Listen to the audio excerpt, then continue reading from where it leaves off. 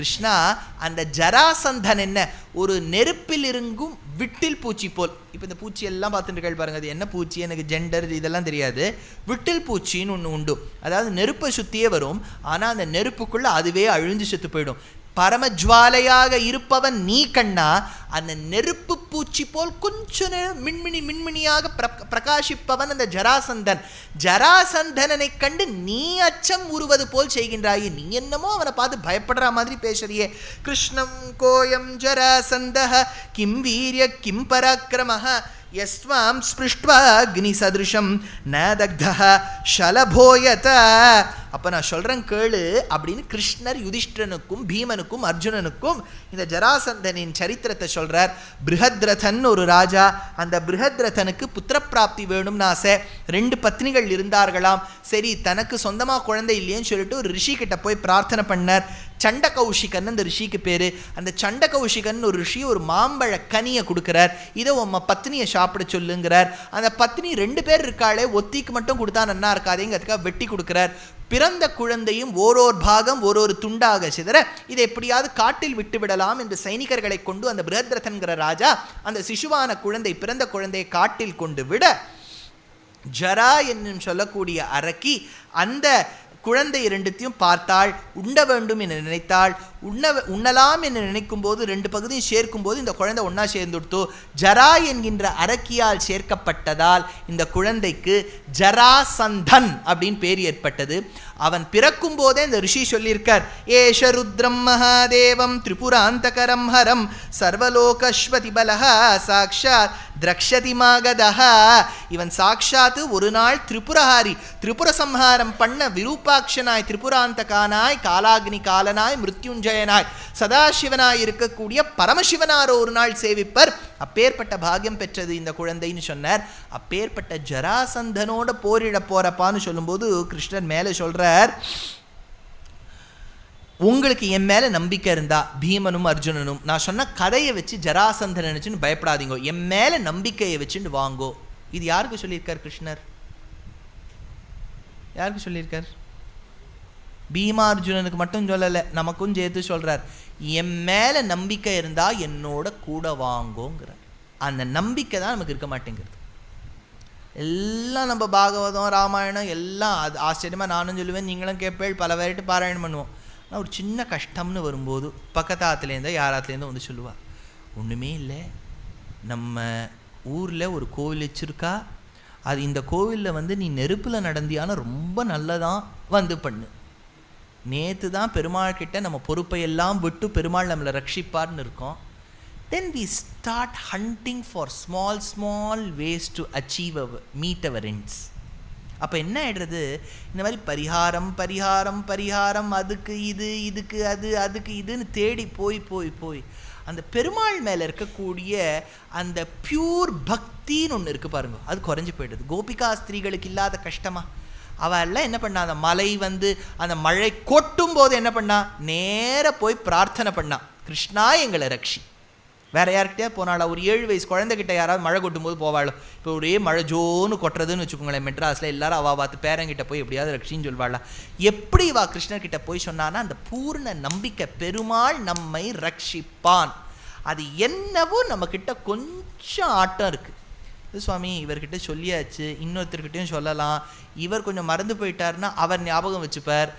பகவான் மறப்பதுண்டா? நம்ம சொன்னால்தான் தெரிவதுண்டா? அவன் சர்வலோகேஸ்வரன் அன்னும். அன்னைக்கு திரௌபதியை ரட்சித்த பகவான் நமக்காக வரமாட்டாரா? அன்னைக்கு கோபஸ்திரீகளை ரட்சிக்க மலையை குடையாய் எடுத்தவன் நம்ம ரட்சிக்க வரமாட்டாரான்னு அந்த விஸ்வாசம் இருக்கு பாருங்க. It is the trust which saves us. இந்த இடத்துல பகவான் சொல்றார், எதிமே ஹிருதயம் வேத்சி எதிமே பிரத்யயோமயி பீமசேனார்ஜுனோ சீக்கிரம் ஞாசபூதௌ பிரயச்சமே. ஞாசம்னா சரணாகதி. நீங்க எப்போ என்கிட்ட சரணாகதி பண்ணிட்டாலோ நான் உங்களை காப்பாத்துறேன்னு சொல்லிட்டு போறார். இப்போ யுதிஷ்டிரன் சொல்றார், கிருஷ்ணா நீ சொல்லிதான் எங்களுக்கு தெரியணுமா, சரணாகதி பண்ணுன்னு நீ சொல்லுதான் எங்களுக்கு தெரியணுமா? யதா வதசி கோவிந்த சர்வம் ததுபபத்யதே நஹி த்வம் அக்ரதஸ்தேஷாம் யேஷாம் லக்ஷ்மி பராங்முகி ந சௌரிணா வினா பார்த்தோ ந சௌரிஹி பாண்டவம் வினா நஜேயோ அத்யேன் லோகே கிருஷ்ணயோரிதி மேமதிஹி. பார்த்தன் என்ன நினைக்கிறானோ அதை தான் கண்ணன் பண்ணுவான். கண்ணன் என்ன நினைக்கின்றானோ பார்த்தன் அதை தான் செயல்படுத்துவான். நீங்கள்லாம் ஒன்றா இருக்கேள், உங்களுக்கு நீ உட்காந்து மற்றவாளை சரணாகதி பேர் பண்ணுன்னு சொல்லிட்டு இருக்க. நீ நினைச்சா அது நடக்கும் கிருஷ்ணா, போயிட்டு வா கிருஷ்ணான்னு சொல்லி அனுப்புறாளாம். இப்போ மகத தேசத்துக்கு கிருஷ்ணனும் அர்ஜுனனும் பீமனும் 3 பேரும் அந்தணர்கள் வேஷம் போட்டுன்னு வராளாம். ஏன்னா சிவபூஜை முடிச்ச உடனே தினமும் ஒரு வரம் கொடுப்பானா ஜராசந்தன். இவன் 3 பேரும் ஒரு வேஷம் தரிச்சுன்னு வரா. இவன் சிவபூஜை, ஏன்னா சிவபெருமானுக்கு எப்படியாவது மகிழ்விக்க வேண்டும் என்பதற்காக பல தேசத்து ராஜாவெல்லாம் சிறையில் போட்டு வச்சிருக்கான், நரபலி கொடுக்கணுங்கிறதுக்காக. அந்த நரபலி கொடுக்கணும்னு வச்ச ராஜாக்களை எப்படியாவது மீட்டளிக்க வேண்டும், இந்த ஜராசந்தனை வதம் செய்ய வேண்டும் என்பதற்காக பெருமாள் அர்ஜுனனோடும் பீமனோடும் அந்தண ரூபத்தில் வந்து சிவபூஜை முடிச்சுட்டு வந்து நிற்கிறா. அப்போ ஜராசந்தன் வந்து கேட்குறானா, உங்களுக்கு என்ன வேணும்னு. ஒன்றும் இல்லை, கேட்டால் கொடுப்பேடா, நிச்சயமாக கொடுப்பேன்னு சொல்லுங்க. உங்களோட சண்டை போடணும், இதுதான் நாங்கள் கேட்குற வரம்னாரா. நீங்கள் யாருன்னு சொல்லுங்கோ. இல்லை ராத்திரி வரைக்கும் சொல்ல மாட்டோம், நீங்கள் ராத்திரி வந்து கேளுங்கன்னா. ராத்திரி போய் ஜராசந்தன் போய் பார்த்தால் தான் தெரிகின்றது இது கண்ணன். கண்ணனுக்கு பக்கத்திலே வந்திருக்கக்கூடியது யுதிஷ்டனினுடைய ஒரு தம்பியான பீமன், மற்றொரு தம்பியான அர்ஜுனன் என்று 2 பேரும் சண்டை போட ஆரம்பிக்கிறாளாம். சண்டை போடுறதுக்கு முன்னாடி கிருஷ்ணர் ஒரு வார்த்தை சொல்றார். மனுஷ்யாணாம் சமாலம்போ நச்ச திருஷ்ட கதாச்சன ச கதம் மானுஷைர் தேவம் யஷ்டுமிச்சசி சங்கரம். நீ சங்கரன், சிவபெருமானை மகிழ்விக்க வேண்டும் என்பதற்காக இவ்வளவு பேரை நரபலி கொடுக்கிறியே, இது சாஸ்திரம் ஒத்துக்கக்கூடிய விஷயமா ஜராசந்தா? நீ சாஸ்திரத்துக்கு உல்லங்கனம் பண்ணி ஒரு காரியம் பண்ணியான அந்த இடத்துல சிவபெருமான் பிரத்யக்ஷமாவரான்னு கேட்டுட்டு கண்ணனான அவன் அந்த பீமனை இட்டு சொல்றார், இவனோட யுத்தம் பண்ணுன்னு. 2 பேரும் யுத்தம் பண்ண ஆரம்பிக்கிறா. இந்த மாதிரி யுத்தம் 13 நாள் நடந்துட்டு இருக்கான். 12 நாள் நடக்கும்போது பிரிச்சு பார்க்குறான் பீமன். அது ஒரு பகுதி இப்படி போகிறது, ஒரு பகுதி அப்படி தூக்கி போடுறான், 2 பகுதியும் ஒன்றா சேர்றது. வரக்கூடிய ஜராசந்தன் மென்மேலும் பலத்தோட வரான். ஐயோ இவனை அழிக்கிறது துர்லபம் நினைக்கும் போது மறுபடியும் பீமன் கண்ணனை திரும்பி பார்க்க ஒரு சிறிதாக இருக்கக்கூடிய புல்லை எடுத்து கிள்ளி எறிந்து மாற்றி போட்டாராம். மாற்றி போட்ட உடனே 2 உடலும் சேரவில்லை, ஜராசந்தன் மரித்தான். இப்பேற்பட்ட ஜராசந்தனுடைய மரணம் ஆன உடனே அந்த ராஜாக்களை எல்லாம் மீட்டு அந்த ஜராசந்தனின் பிள்ளையான சகதேவன், அவனுக்கு ஒரு பிள்ளை சகதேவன், அவனை ராஜாவாக்கி திக்விஜய யாத்திரையை முடிச்சுட்டு வராளாம். இந்த திக்விஜய யாத்திரையை முடிச்சுட்டு வந்த உடனே எல்லா ராஜாக்களும் யுதிஷ்டன் கீழே இருக்கா. அப்போ நிஜமாவே அவன் கீழே இருக்கக்கூடிய பூமிக்கு வசுந்தரான்னு பேர் வந்துடுத்தான். வசுந்தரானா பூமிக்கு இருக்கக்கூடிய பேர். ஏன் வசுந்தரா எடுத்துன்னார்? அந்த கவி சொன்னார், வசு தரதி இதி வசுந்தரா. எது இந்த பூமியையே தரிக்கின்றதோ அதுக்கு வசுந்தரா. யுதிஷ்டனும் வசுந்தராவா இருக்கார். ஏன்னா உலகத்தில் இருக்கக்கூடிய ராஜாக்கள் எல்லாம் அவர் தரிச்சபடியால் உபாயனத்வேன நிருபாய சர்வை தத்தேஷு வித்தேஷ்வதிலேஷு பூபை பார்த்தஸ்ய புர்யாக்ஷிதிரேவ பேஜே வசுந்தரா வாச்ச கவாச்ச பாவான் அப்படின்னு சொல்லி முடிச்சார்.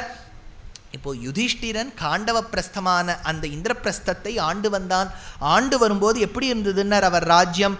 அவர்ஷம் ச அதிவர்ஷம் ச, நல்ல ராஜா ஒருவன் ஆண்டால் அந்த பூமியில அவர்ஷமும் இருக்காதான். அவர்ஷம்னு சொன்னால் மழை இல்லாமல் இருக்கக்கூடிய தன்மை, அதிவர்ஷம்னா ரொம்ப மழை கொட்டுற தன்மை, 2ம் இருக்காதான். யுதிஷ்டன் இருக்கும்போது 2ம் இல்லையா. அவர்ஷம் அதிவர்ஷம் ச வியாதி பாவக மூர்ச்சனம். வியாதினா எபிடமிக், அதெல்லாம் இருக்காதான். பாவகம் காட்டு தீ பற்றாதாம். மூர்ச்சகம் பசி இல்லாமல் யாரும் வாட மாட்டாளாம். இதெல்லாம் எங்கெல்லாம் இருக்கோ அந்த ஊரில் ராஜா எல்லாம் நன்னா இல்லைன்னு அர்த்தம். இப்படி யோசிச்சு பாருங்க, இதெல்லாம் இதில் ஏதாவது ஒன்று இருந்துட்டானே அந்த ஊரில் ராஜா ஒழுங்கா இல்லைன்னு அர்த்தம். சர்வமே தத்ததா நாசி தர்ம நித்தியே யுதிஷ்டிரே. அப்படி யுதிஷ்டனோட ஆண்டு இருந்துதாம்.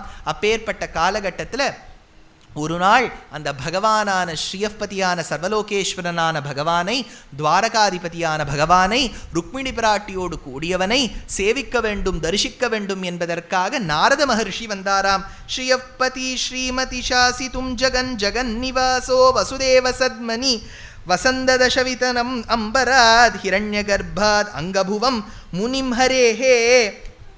அப்போ அவர் வந்தாராம். யாரு? நாரத முனி.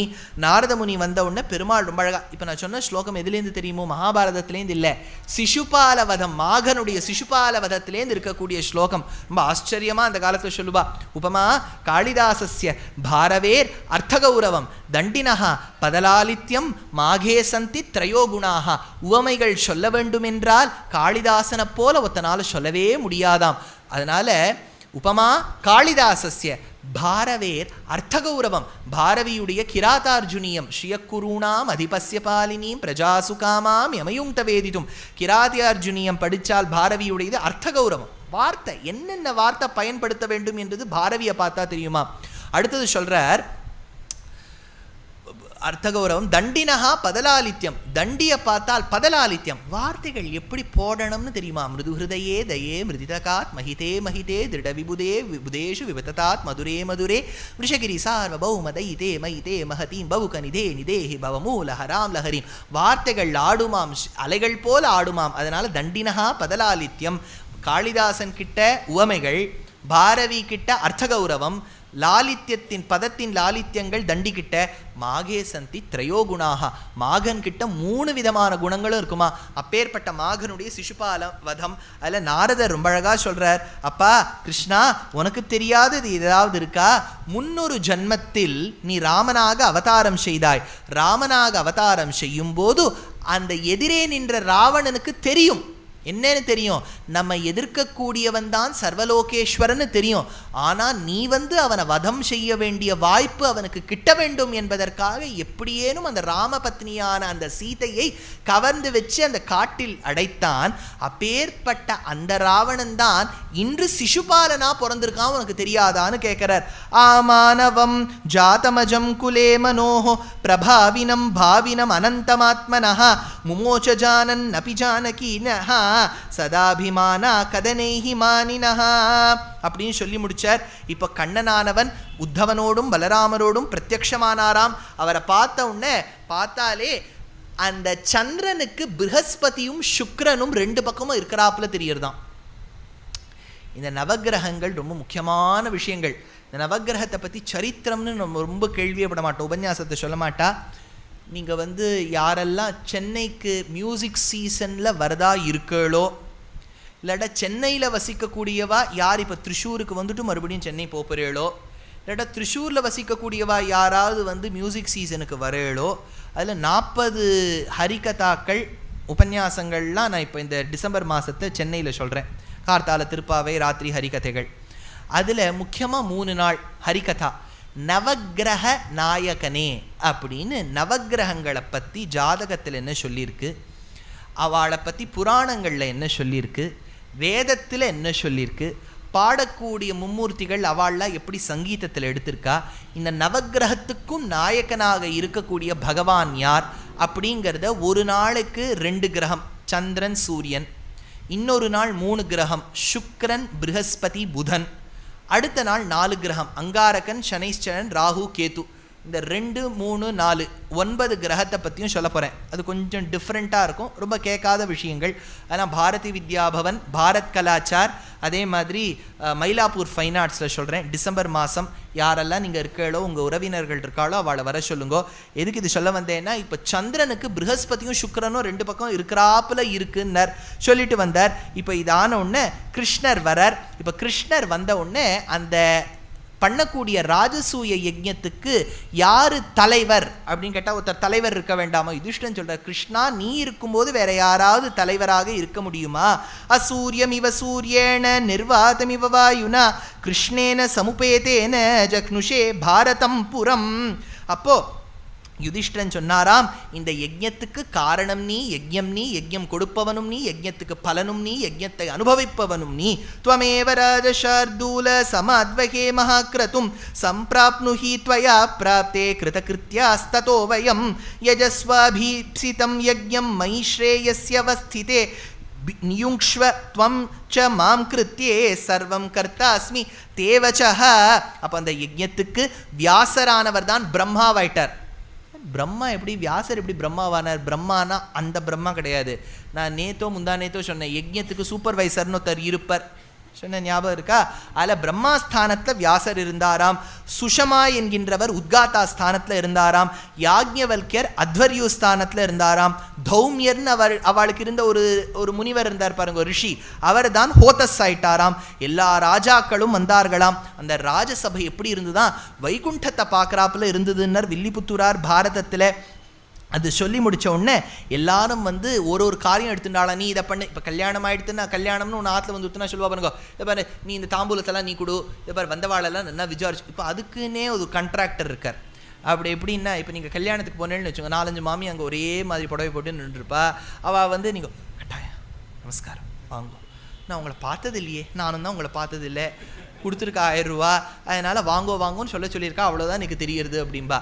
அதனால் தப்பி தவறி யாராத்துலையாவது அவாது மனுஷாலே கல்யாணத்துக்கு வரவாளை கூப்பிடுற மாதிரி அமைஞ்சுடுத்துன்னு வச்சுக்கோங்க. தப்பி தவறி அந்த மாதிரி கல்யாணங்கள் என்ன பண்ணுவாங்க, தாம்பூலத்தை நீ பாரு, வரவாளை விசாரி, இது கொடு அது கொடு, பக்ஷணங்கள் வச்சுருக்கியோன்னா சீர்பட்சணை யார் பிரித்து கொடுப்பா, நீ கொடுத்துரும். சரி அந்த அந்த கார்த்தால் பாத்திரங்கள்லாம் எடுத்துன்னு வர சொல்லுவா, பிடி சுற்றி போடுறதுக்கு, அப்போ எடுத்துன்னு வந்துடும். நீ வந்து இந்த மாற்றி வச்சுருக்கியோனோ, குமார போஜனத்துக்கு நீ அந்த வச்சுருக்கியா, அதெல்லாம் வச்சுருக்கியா, காசி யாத்திரைக்கு கொடை யார் வச்சுருக்கா, இது எல்லாம் ஒவ்வொருத்தருக்கும் ஒரு காரியம் கொடுத்துருவோம் இல்லையா.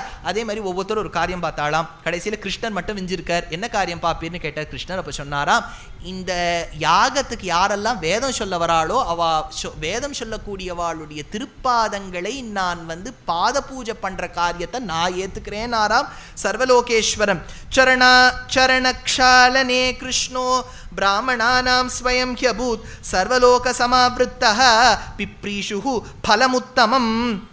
அப்போ பீஷ்மாச்சாரியால் வந்து எழுந்து நிற்கிறாராம். அப்பா, இந்த சபையில் எல்லோரும் காட்சி கொடுத்தாலும் சூரியன் வந்த பிறகு எப்படி பகல் விளக்காக தோன்றியது. இப்போ பாருங்க, இவ்வளோ லைட் எல்லாம் போட்டு வச்சிருக்கா, இந்த பூச்சி அட்டகாசம் பண்ணிட்டு இருக்கு இல்லையா.